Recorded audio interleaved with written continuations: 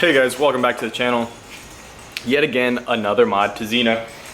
This one, I had told you in an earlier video, I didn't want to do because of the whole supercharger situation, and they're really expensive. So, getting right to it, because I'm trying to work on making my videos shorter. Instead of you guys watching a 20-minute video on how to watch an oil catch can, I just talk too much, I guess. Sorry. I'm installing an aftermarket air intake.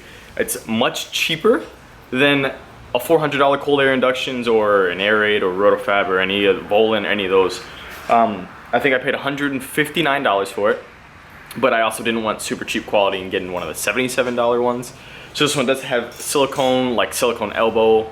It's not like really cheap plastic, it's decent. It does have the aluminum powder coated tubing. So it is aluminum. And everything else on it looked pretty decent. All in all, I've seen some experiments and stuff like that of people using different intakes, and the difference is like 1 to 2 horsepower on them. You know, 2 horsepower on a car that has 323 horsepower stock, you're not gonna feel, right? 2 horsepower on something that has 10 horsepower, you're gonna feel, right? So it's a pretty small difference. That being said, the intake I bought was off of Amazon, and it was from a company called AF Dynamics. I don't know if anyone else has had them. I've seen some Camaros with them, not many at all. It was under a company like called ST Racing or something like that. But I will show you what comes in the box and how it looks. This is what it looks like. All right, and we can open it.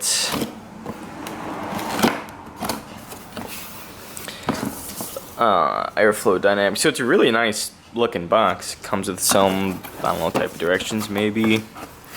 Let's see what we got. Some type of heat shield. Looks like tubing.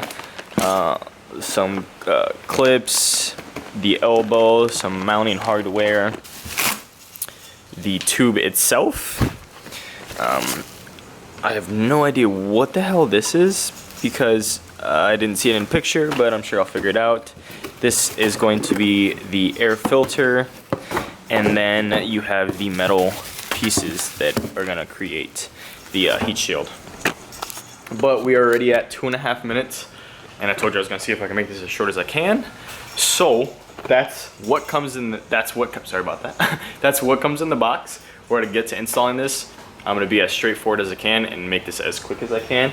I will give you a before and after of how it sounds outside in the rear and how it sounds in the front, and maybe like an after inside the car. Debatable, probably not, don't get excited. Let's get started. All right guys, getting this started, we're gonna disassemble the, or not disassemble, take out the heat shield. There's 2 pieces, this piece and that piece, and then we're gonna apply our heat shield right away. So these already come pre-cut. So that's in that shape, and then this comes with the hole in it. Real easy, peel that off. We're gonna place it on this, and then the black package with the black screws are the ones you're gonna use to tighten those down with an Allen wrench. It's very specific about that in the instructions. All right, let's get that done. We'll keep going. First thing we're gonna do is remove the oil cap. Take off the cover. Replace the oil cap. Next, we're gonna take our air mass flow sensor off. So we're gonna push this red tab here out, and then we're gonna take this out.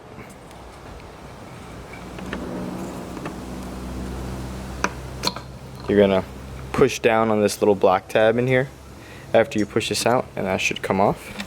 You move that through and leave it wrapped around up there somewhere. Next, we're gonna take these plastic tabs here on the intake, and we're gonna pop them. So you have to, I already did it, so you have to push them back, and this upper half will come off. Next, we're gonna take a flathead. We're gonna untighten this hose clamp here at the intake.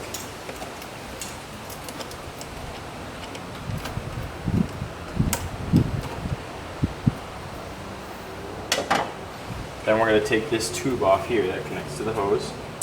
We'll leave that up there. And then this whole top part should come off after that.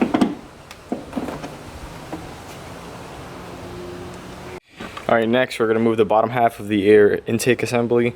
We're going to remove this bolt right here and this bolt up here. Those are both 10 millimeters. Guys, after you undo those 2 screws, I just took out my air filter just in case there was another nut in there. There's not. This is going to take a little bit of force to come off, but it will come off. And it'll also take some finesse to get it out. Alright, and it's out. Now you guys can see there's so much more space in here. It is ridiculous how empty this engine bay looks now. Alright, we'll keep going here. Alright guys, there's going to be a little grommet down here, right here. It's telling us to remove that, so we're going to take that out. Alright. Alright, next we're going to take our shield. We're going to take this piece of metal that they provide, and we're going to use the hardware they provide, which is going to be 2 screws, the washers, and the 2 nuts, and an Allen wrench to get these on, to get this bracket on. Alright, after that's done and this is installed, you're going to have this little rubber piece that comes with it and a nut. You're going to install that. So you want that to be nice and loose. It says not to tighten that. And then next we got to install this cone. The cone, even though it may look like it goes this way, the air filter is going to actually go on this. So it goes, there's 2 nuts in the back there, and it's going to go here, and then you're simply going to tighten down the nuts from that side. And it's going to be the biggest ones provided, so these, and then you're going to have one really big one, and the one really big one that you're going to have is for this. Alright, let's get that done. Alright, next we're going to take the heat shield trim provided, and we're going to install that on the edge of this. Notice how their heat shield kind of fits perfectly to where we can actually put the trim on that. It might need some trimming itself, like actually like cutting it because it's too long, but you're going to put that on, and then we'll move to the next step. Next step is to take this silicone hose. You're going to attach it to the heat shield and then tighten it down, and then make sure you have your clamp on this side. There's a bigger side and a smaller side. The bigger side of the hose is going to go towards the intake shield, and the smaller side is going to go towards the tube. So tighten that down. Alright, next, the instructions with this, which by the way aren't bad instructions. It's actually a nice packet. It says to take the rubber grommet washer that they provide and use it to put it where the intake, which I don't think it came with one. Put it on where the intake screwed in. So what I did was I came to this side. If you look at this side, that has a washer. Underneath that washer is a piece of rubber. So I just took it off of that since I'm not going to be using that anymore. And essentially you're going to put it right here. And that's going to be one of the points where you mount the heat shield. And then you're going to use this, the rubber piece that came with it that I showed you in an earlier step is going to go there. And we're going to install the heat shield next.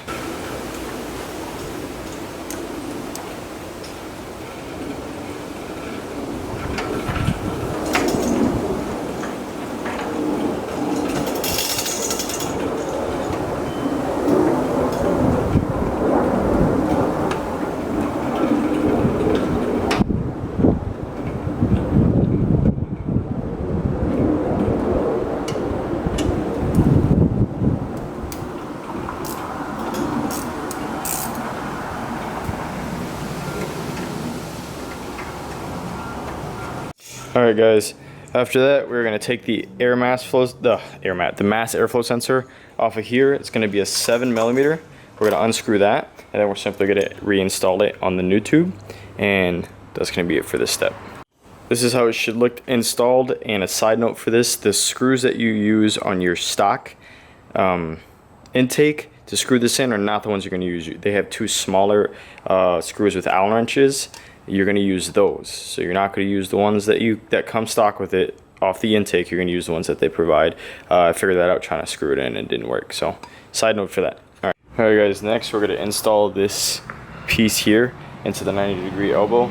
Keep in mind that you should clean this out. I found a little plastic in here. You don't want that in your intake. The smaller side is going to go towards the throttle body. The bigger side is going to go towards the intake. When you are putting this on, make sure that you don't put it on this way.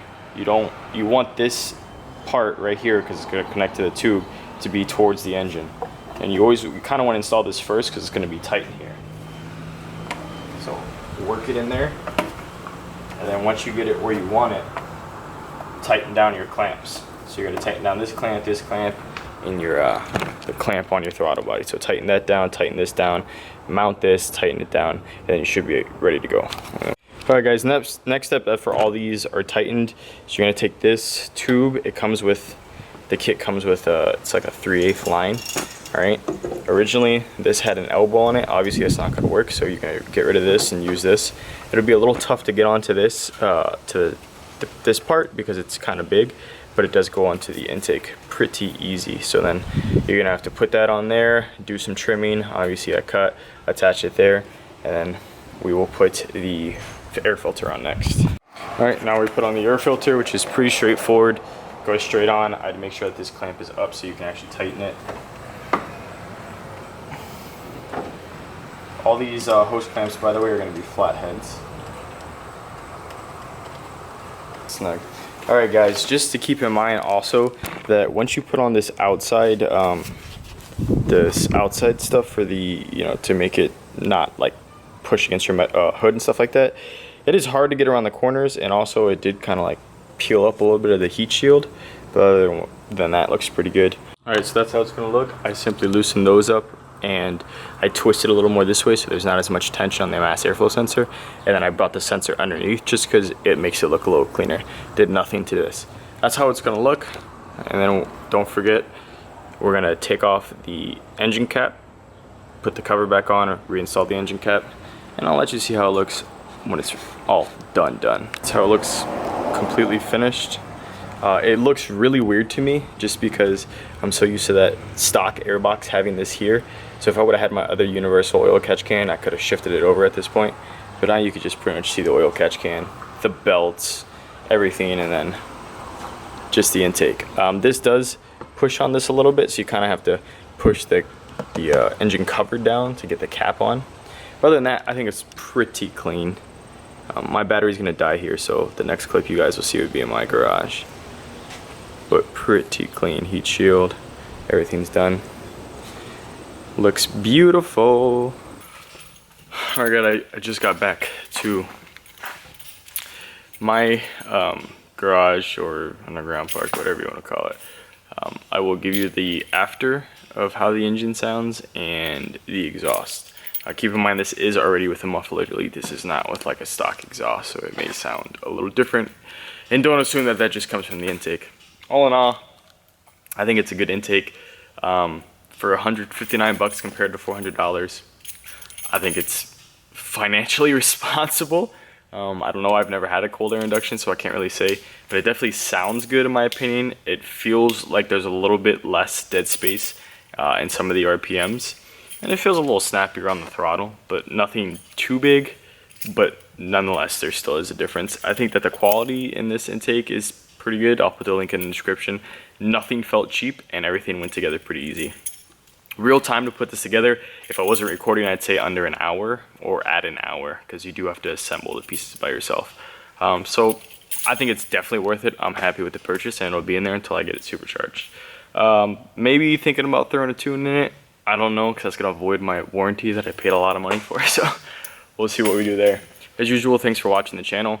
If you liked the video, give me a thumbs up, subscribe for future content. I got some more stuff coming for you guys. See you next time. Bye.